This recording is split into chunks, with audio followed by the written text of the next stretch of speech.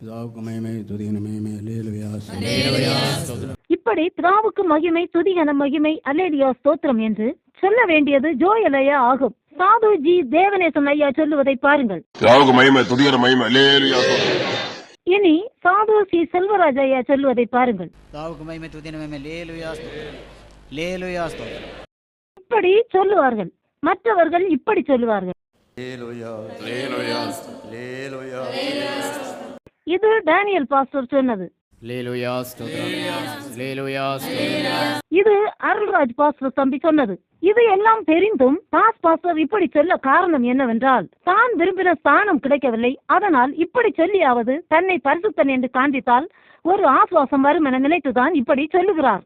எப்படி தன்னை நல்லவன் என்று காட்ட நினைத்து நடித்தாலும் நரி நரிதான், சிங்கம் சிங்கம் தான்.